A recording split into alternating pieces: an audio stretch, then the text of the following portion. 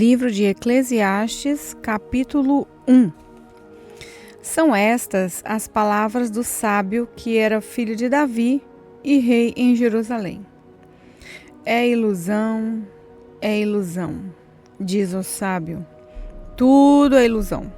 A gente gasta a vida trabalhando, se esforçando, e afinal, que vantagem leva tudo isso?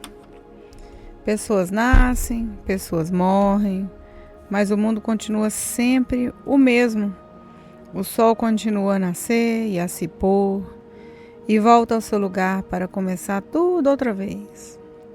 O vento sopra para o sul, depois para o norte, dá voltas e mais voltas, e acaba no mesmo lugar. Todos os rios correm para o mar, porém o mar não fica cheio. A água volta para onde nascem os rios e tudo começa outra vez.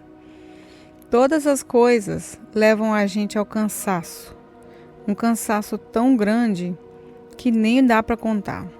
Os nossos olhos não se cansam de ver, nem os nossos ouvidos de ouvir. O que aconteceu antes vai acontecer outra vez. O que foi feito antes será feito novamente. Não há nada de novo neste mundo.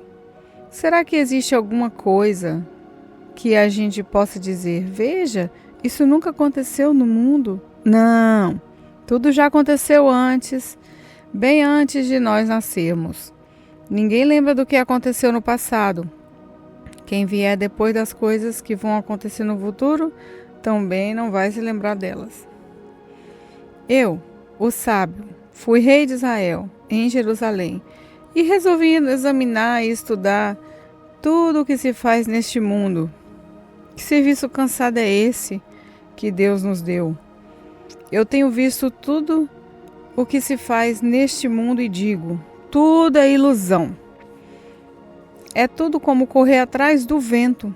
Ninguém pode endireitar o que é torto, nem fazer contas quando faltam os números.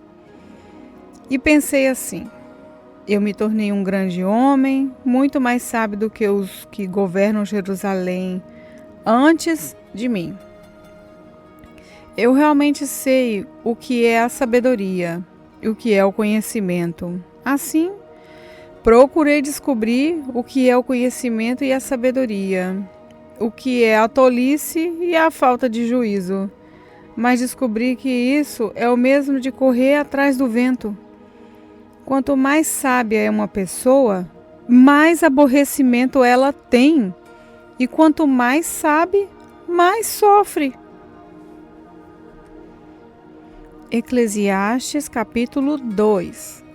Então, resolvi me divertir e gozar os prazeres da vida. Mas descobri que isso também é ilusão. Cheguei à conclusão de que o riso é tolice e de que o prazer não serve para nada. Procurei ainda descobrir qual a melhor maneira de viver e então resolvi me alegrar com vinho e me divertir. Pensei que talvez fosse essa a melhor coisa que uma pessoa pode fazer durante a sua curta vida aqui na Terra. Realizei grandes coisas, construí casas para mim e fiz plantações de uvas, plantei jardins e pomares, com todos os tipos de árvores frutíferas. Também construí açudes para regar as plantações, comprei muitos escravos e além desses tive outros nascidos na minha casa. Tive mais gado e mais ovelha do que todas as pessoas que moraram em Jerusalém antes de mim.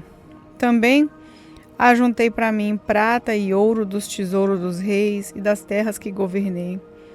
Homens e mulheres cantaram para me divertir. E tive todas as mulheres que um homem pode desejar. Sim, foi grande. Foi mais rico do que todos os que viveram em Jerusalém antes de mim. E nunca me faltou sabedoria. Consegui tudo o que desejei. Não neguei a mim mesmo nenhum tipo de prazer. Eu me sentia feliz com o meu trabalho e era a minha recompensa. Mas quando pensei em todas as coisas que havia feito e no trabalho que tinha tido para conseguir fazê-las, compreendi que tudo aquilo era ilusão, não tinha nenhum proveito. Era como se eu estivesse correndo atrás do vento. Então, comecei a pensar no que é ser sábio e no que é ser tolo ou sem juízo. Por exemplo, será que um rei pode fazer alguma coisa que seja nova? Não. Só pode fazer o que fizeram os reis que reinaram antes dele. E cheguei à conclusão de que a sabedoria é melhor do que a tolice, assim como a luz é melhor do que a escuridão. Os sábios podem ver para onde estão indo, mas os tolos andam na escuridão. Porém, eu sei que o mesmo que acontece com os sábios acontece também com os tolos. Aí eu pensei, o que acontece com os tolos vai acontecer comigo também. Então, o que é que eu ganhei sendo tão sábio? E respondi, não ganhei nada. Ninguém lembra para sempre dos sábios, como ninguém lembra dos tolos. No futuro, todos nós seremos esquecidos. Todos morreremos, tanto os sábios como os tolos. Por isso, a vida começou a não valer nada para mim. Ela só me havia trazido aborrecimentos. Tudo havia sido ilusão. Eu apenas havia corrido atrás do vento. Tudo que eu tinha e o que havia conseguido com o meu trabalho não valia nada para mim. Sabia que teria de deixar tudo para o rei que ficasse no meu lugar. E ele poderia ser um sábio ou um tolo. Quem é que sabe? No entanto, ele seria o dono de todas as coisas que eu consegui com o meu trabalho e ficaria com tudo que a minha sabedoria me deu neste mundo. Tudo é ilusão. Então, eu me arrependi de ter trabalhado tanto e fiquei desesperado por causa disso. A gente trabalha com toda a sabedoria, conhecimento, inteligência para conseguir alguma coisa e depois tem que deixar tudo para alguém que não faz nada para merecer aquilo. Isso também é ilusão e não está certo. Nós trabalhamos e nos preocupamos a vida toda. E o que ganhamos com isso? Tudo que fazemos na vida não nos traz nada, a não ser preocupações e desgostos. Não podemos descansar nem de noite. É tudo ilusão. A melhor coisa que alguém pode fazer é comer e beber e se divertir com o dinheiro que ganhou. No entanto, compreendi que mesmo essas coisas vêm de Deus. Sem Deus, como teríamos o que comer ou o que nos vestir?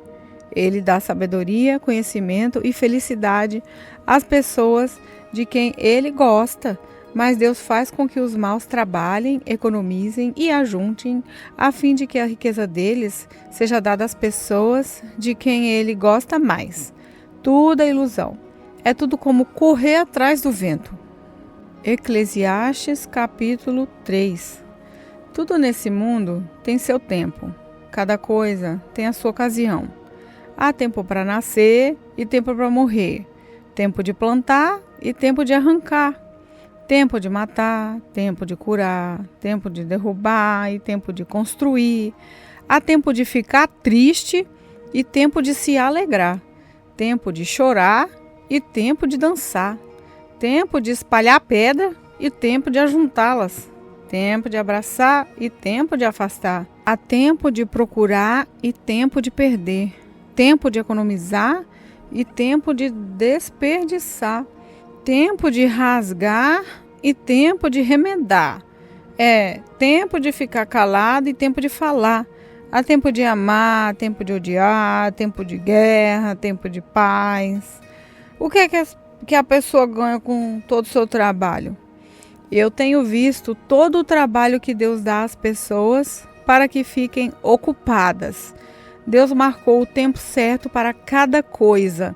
Ele nos deu o desejo de entender as coisas que já aconteceram e as coisas que ainda vão acontecer.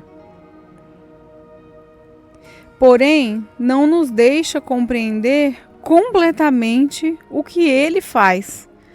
Então, entendi que nessa vida, tudo que a pessoa pode fazer é procurar ser feliz e viver o melhor que puder.